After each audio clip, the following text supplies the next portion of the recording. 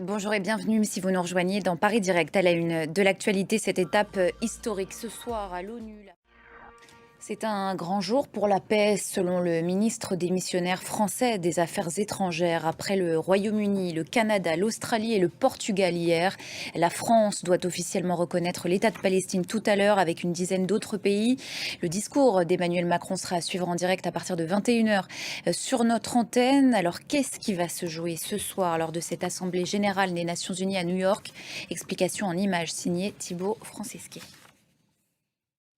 Et pendant que les regards sont tournés vers le siège de l'ONU à New York, comment réagissent les Palestiniens de Gaza à Ramallah, eux dont le territoire continue à être pilonné par l'armée israélienne? Comment les Palestiniens de Gaza accueillent-ils cette reconnaissance par la France? Oui, et malheureusement, cette joie, si on peut dire, de reconnaître enfin l'État palestinien. Rami Abou Jamous, journaliste indépendant basé à Gaza, merci pour vos toutes dernières informations depuis le territoire palestinien. C'est dans ce contexte qu'une polémique enfle en France sur le pavoisement des drapeaux palestiniens sur le fronton des mairies.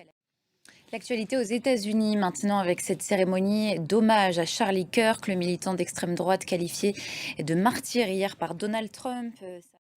Aux États-Unis, toujours face à l'offensive d'ampleur lancée par Donald Trump contre l'immigration illégale, les communautés immigrées s'organisent, notamment à Houston, au Texas, où une ONG alerte désormais sur les réseaux sociaux en cas de descente de la police de l'immigration. Objectif, tenter de prévenir les arrestations.